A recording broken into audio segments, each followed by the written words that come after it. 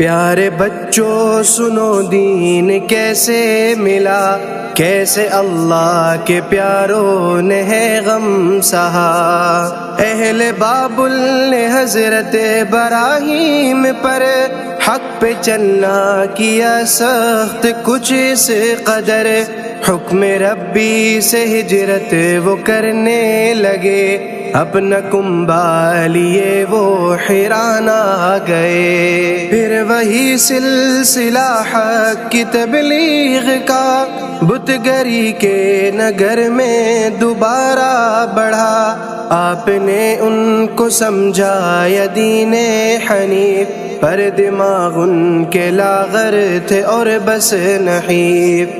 پھر سے شیطان کے حامی بدکنے لگے اور نبی کو پریشان کرنے لگے۔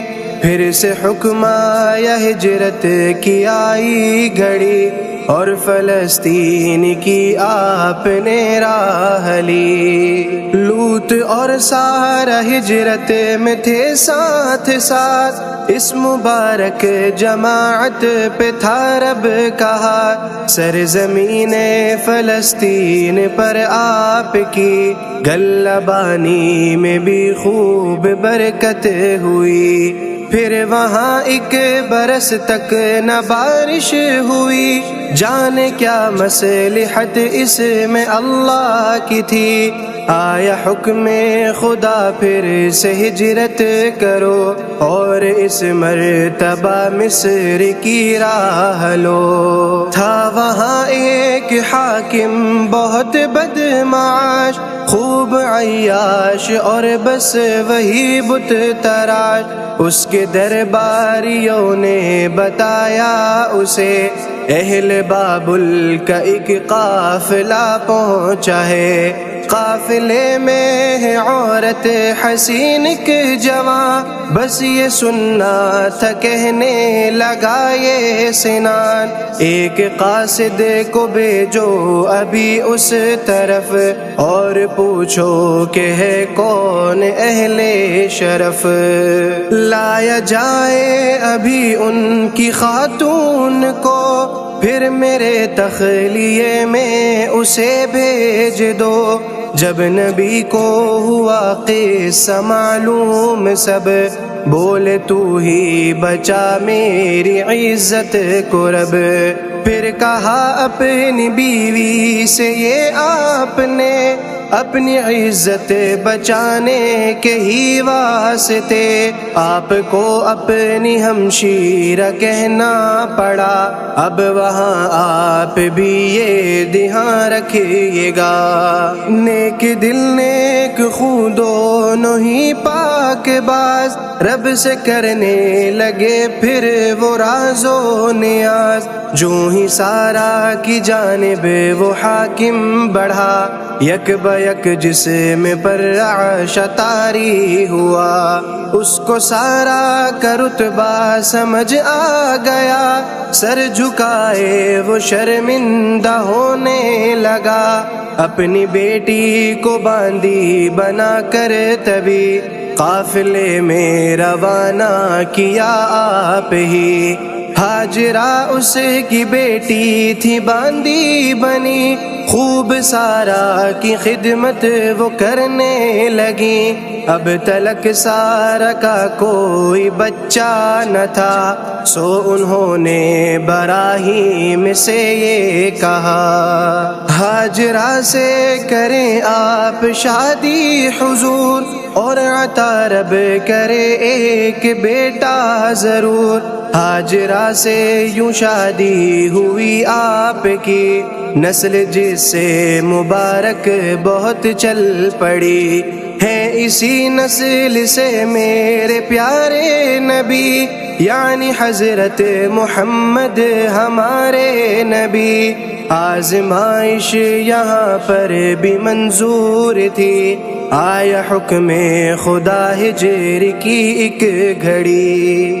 دشت مکہ کی جانب وہ پھر سے بڑھے، ہاجرہ اور بیٹے کو لے کر چلے، اور تنہا انہیں چھوڑنا پڑ گیا، آپ نے حکم اللہ کا پورا کیا۔ ایک عمل تھا کہ تھے آپ مہمان نواز، رب کے ہاں یوں ہوئے خوب ہی سرفراز۔ آئے ایک روز مہمان کچھ باصفا، ان کے اعزاز میں دم ببھونا گیا۔ خوبصورت تھے اور کچھ بھی کھاتے نہ تھے، تب براہیم تھوڑا سا گھبرا گئے۔ ان میں سے ایک بولا فرشتے ہیں ہم، لوط کی قوم سے ہو کے لوٹے ہیں ہم۔ ایک خوشخبر دینی ہے پیارے نبی، ہوگی اولاد اس عمر میں آپ کی۔ حضرت سارہ حیران ہونے لگی، اس بڑھاپے میں کیسے وہ کہنے لگی۔ رب کی قدرت میں ہے جس کو جب جو بھی دے، اور جب چاہے وہ جس سے جو چھین لے۔ یوں بڑھاپے میں حضرت ابراہیم کے ایک بیٹے وہ اسحاق پیدا ہوئے۔ یوں ابراہیم کو یہ سعادت ملی، ان کی اولاد میں تھے بہت سے نبی۔ رب سے پوچھا ابراہیم نے ایک دن، کیسے اٹھیں گے پھر سے بھلا انس و جن؟ رب نے فرمایا پالو پرندوں کو چار، پھر کروں گا حقیقت کو میں آشکار۔ ذبح کر لو پرندوں کو اور یوں کرو، ان کے اعضاء پہاڑوں پہ جا کر دھرو۔ حکم ربی سے پھر سارے زندہ ہوئے، اور پرندے یکایک ہی اڑنے لگے۔ لاڈلے تھے ابراہیم اللہ کے، اس لیے رب نے خوب ان پہ احسان کیے۔ آپ معمار کعبہ بنے دوستو، اور کہا لوگوں سے اس کا حج تم کرو۔ ان کے بیٹے کی ایڑی سے زمزم ملا، ان پہ ہی پہلا حکم آیا تھا ختنہ کا۔ اور انہوں نے ہی ہمراہ ایک بیٹے کے کنکر ایک بار شیطان کو مارے تھے۔ شکل ملتی تھی بیٹے کی اور باپ کی، اور ابھی تک تھی کالی بہت زلف بھی۔ لوگ غلطی سے حضرت ابراہیم کے بیٹے کو ہی ابراہیم کہہ دیتے تھے۔ تب خدا نے کیے بال ان کے سفید، اور عیاں کر دیے اپنی قدرت کے بھید۔ کتنے قصے ہیں حضرت ابراہیم کے، جی تو کہتا ہے بس ان کو سنتا رہے۔ پر یہاں بات واضح ہے ایک دوستو، رب کے بندوں پہ آتی ہے ذکر دوستو۔